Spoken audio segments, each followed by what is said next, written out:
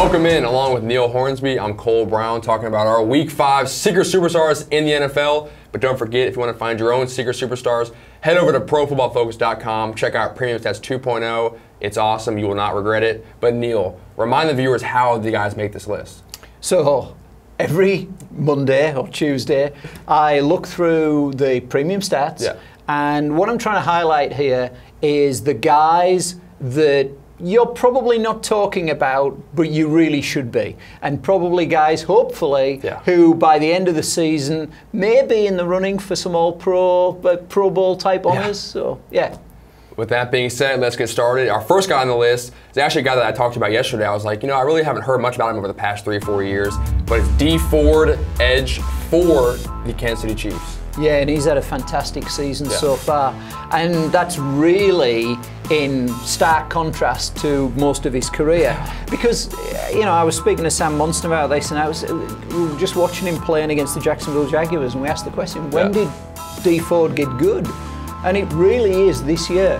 I mean, some people might point back to his 2016 season. 2016, he had 10 sacks, and a lot of people will look at sacks and say that's good, but a lot of those sacks, 42% to be fair, were either cleanup or unblocked. Okay. Sometimes sacks, you just fall on them, you know, and they're not such big numbers that it's difficult to fall on 5 unblocked or, you know, unblocked or cleanup type sacks. So it really wasn't a great year, despite what the numbers may say. But this year, he's been fantastic, and he's earned all of his pressures. He's got a lot of them, to the point he's got 30 this year. Where do you think that ranks him in the NFL? It's got to be number 1. Yeah, it's got to be. Have you seen these answers? Yeah, it's number 1 overall, above even Khalil Mack, above Jerry Hughes of Buffalo. So that's a fantastic performance. He's earned it. He really is now performing at the level we would expect from an elite pass rusher. It's awesome to see him coming into his own. Our next guy on the list, Taylor Moton, right tackle for the Carolina Panthers. He is a secret superstar, but we actually had him ranked 54th on our 2017 Big Board, which is pretty awesome. Yeah, we liked him, Western Michigan. I think we would have probably even had him ranked higher, but for the fact that he'd really played guard for the most of his time at Western Michigan. Just came in and played right tackle towards the end. We obviously like tackles a lot more than we like guards, just from a standpoint of where people should be positioned, where we believe people should draft them. And he really redshirted his first year, played very few snaps for Carolina.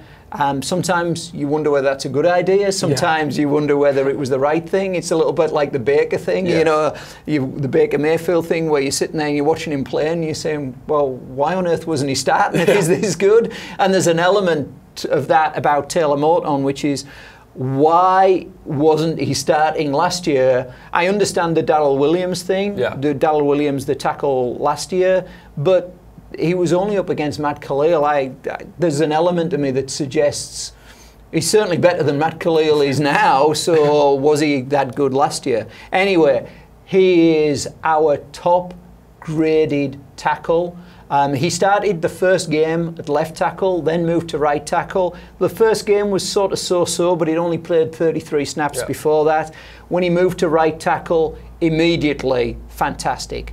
Ever since that, since week 2, he's been our number 1 graded tackle. That's a fantastic performance. Absolutely, and you know Cam Newton is certainly benefiting from that performance by him. Our next guy on the list didn't start until week 14 of his rookie season, but since then he's continued to improve and impress the coaching staff.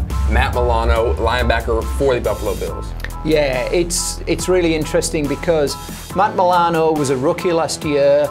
He got significant playing time, and in some of that significant playing time, he played really well. He had a sensational game against the Tampa Bay Buccaneers week 7 in 2017, and there was definitely a lot of promise there. But there was a number of bad games thrown in, and once he started, his performance wasn't great. Overall, you look at it and you think, this is a 5th round draft pick. What am I getting back for a 5th round draft pick?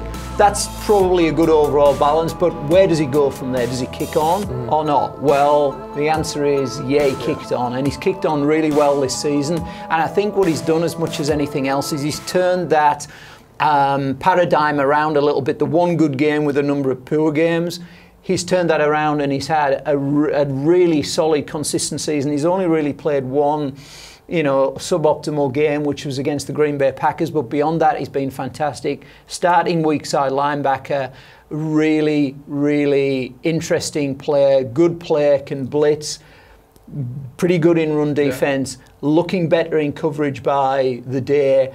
He's a player to watch and see where he is at the end of the season. Yeah, for a 5th-round pick, like you said, he is playing absolutely amazing. Our next guy on the list is a center who has always played pretty well, but he's very under the radar.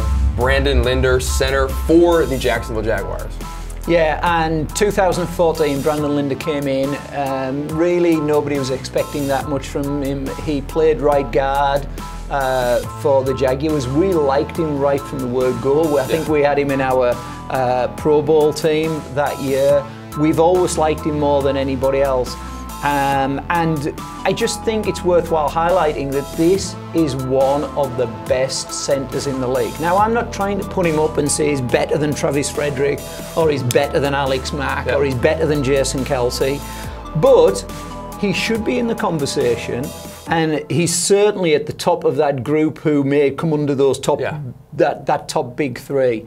He's a fantastic player. He holds that whole Jaguars line together, and he's one of the main reasons that group has been so solid, and probably the reason that group has been so solid, in my opinion. So somebody to keep an eye on, and certainly somebody to keep an eye on when it comes to the end of the year and the All-Pro voting. Yeah, consistency is key in the NFL. He certainly is consistent. Moving on to our last guy on the list, former longtime Tennessee Titan, Cleveland Brown, and now New England Patriot, cornerback Jason McCrory. Yeah, Jason, as you know, you don't get to play as long in the league if you're not a good player. Jason came in with Tennessee, really sort of a cover 2 type cornerback for a long period of time. That zone corner that Tennessee liked to play for a long period of time, and he did well. He was an average to slightly above average player for a long period of time, kept that position, never particularly outstanding, but did a good job.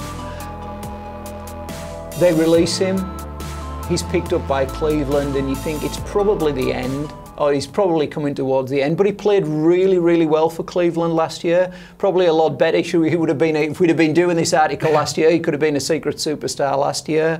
But then the New England Patriots decide there's a bit of a shuffle in Buffalo and Cleveland. They're not quite sure what they want to do at corner.